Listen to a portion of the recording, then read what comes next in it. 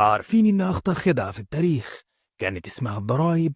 قالوا إنها اتفرضت عشان تعاقب الأغنياء، بس الصدمة إن اللي اتعاقبوا فعلا هم الفقراء والطبقة المتوسطة. روبرت بيقول الحقيقة دي كانت من أكتر الحاجات اللي فتح عيني عليها الأب الغني. تعالوا أحكي لكم القصة. رجعنا تاني مع سلسلة الأب الغني والأب الفقير، وبداية حلقتنا النهاردة مع روبرت وهو بيحكي ويقول: وأنا صغير كنت بسمع الأب الفقير وهو بيقول الأغنياء محتالين وجشعين ولازم يدفعوا ضرائب أكتر، وفي نفس الوقت الأب الغني كان بيقول موظفين الحكومة نفسهم عبارة عن مجموعة من اللصوص بيصرفوا فلوسهم من جيوب الناس.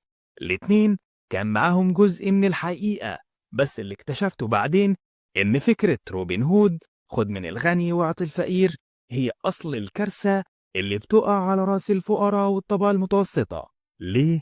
لأن الأغنياء فعلا نادرا ما بيدفعوا ضرائب، واللي بيتحمل العبء كله هم الطبقة المتوسطة، خصوصا الناس المتعلمة واللي معاها وظائف محترمة. الأب الغني كان بيقول الناس وافقوا على الضرائب وهم فاكرين إنها عقاب للأغنياء، لكن الحقيقة إن اللي تعاقبوا هم اللي صوتوا لها، الفقراء والطبقة المتوسطة. ومع مرور الوقت الحكومة بقت تبص للضرايب كأنها بحيرة من المال، لازم يلاقوا طريقة يصرفوها، ولو ما صرفوش كل الميزانية السنة اللي بعدها هتقل. وعشان كده الصرف الحكومي دايما بيزيد، وبالتالي دايما محتاجين ضرايب أكتر وأكتر. لكن هنا بقى الأثرياء لقوا فرصة، لأنهم فاهمين قوة الشركات وقوة القانون اللي بيحمي أموالهم. ودلوقتي هقول لك على الفرق بين الموظف ورجل الأعمال. الموظف يا صديقي حياته كده، يشتغل، الحكومة تاخد ضرايب الأول واللي يتبقى يعيش بيه. أما رجل الأعمال شركته بتصرف نفقاتها الأول وبعدها يدفع ضرايب على الباقي. وده يا جماعة السر الأكبر للأثرياء: المعرفة قوة، ومع المال بتيجي قوة أكبر، بس محتاجة معرفة صائبة تحافظ على الفلوس وتنميها. وأهم طريق للمعرفة دلوقتي إنك تنزل حالا حالا تشترك في القناة وتفعل الجرس عشان تبقى فاهم اللعبة قبل ما الكل يلعب عليك. ودلوقتي تعالوا نركز على اللي بيحرك اللعبة فعلا، وهو الذكاء المالي. الذكاء المالي مش رفاهية، ده علم كامل ومزيج من مهارات أساسية: المحاسبة، إنك تفهم وتقرأ البيانات المالية، الاستثمار، إن المال يقدر يولد مال، فهم الأسواق، العرض والطلب والمشاعر اللي بتحرك السوق، القانون، إزاي الشركات بتديك مزايا ضريبية وحماية قانونية. ودلوقتي هقولك على مزايا الشركات اللي بيستغلها الأغنياء. الشركة تقدر تدفع نفقاتها قبل ما الحكومة تمد إيدها على الفلوس.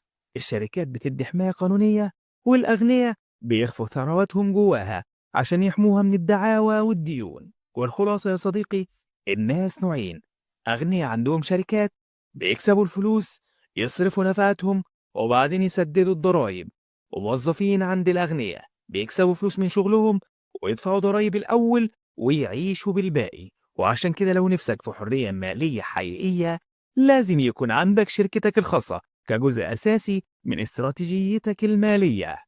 وهنا لازم تعرف حاجة مهمة: لعبة الأغنياء مش تهرب من الضريبة ولا غش، دي لعبة إنك تستخدم القوانين نفسها بذكاء. عندك شركة تحول بيها دخلك؟ ماشي، تصرف مصاريفك قبل الضريبة؟ تمام، تستثمر فلوسك عشان تولد فلوس جديدة؟ ما يضرش، وتستفيد من المزايا اللي القانون نفسه بيديها لك. يعني ببساطة الأغنياء خلوا القوانين تشتغل لصالحهم مش ضدهم. وفي النهاية يا صديقي لازم تعرف إن الضرايب رغم كل عيوبها هي اللي بتمول الطرق اللي بنمشي عليها، والمدارس اللي بنعلم فيها أولادنا، والمستشفيات اللي بنتعالج فيها. التهرب الضريبي مش شطارة، لأنه بيزيد الحمل على الفقراء. الحل مش إننا نهرب من الضريبة، الحل إننا نتعلم نلعب اللعبة صح زي الأغنياء بالظبط، وفي نفس الوقت نشارك بعدل في بناء بلدنا. وبكده تكون خلصت حلقتنا النهاردة. لو حسيت إنك استفدت شارك الحلقة مع اللي حواليك، ولو عندك أي فكرة أو موقف مفيد ابعته لنا عشان تفيد وتستفيد. ما هو أنت مش هتستفيد وحدك. استنونا في الحلقات اللي جاية عشان كل فكرة أو معلومة بنحكيها ممكن تكون نقطة تحول في حياتك. وعشان كده اشتركوا في القناة وفعلوا الجرس، ويلا نكمل الرحلة سوا عشان نفيد ونستفيد. ما هو أنا برضو مش هستفيد وحدي. سلام.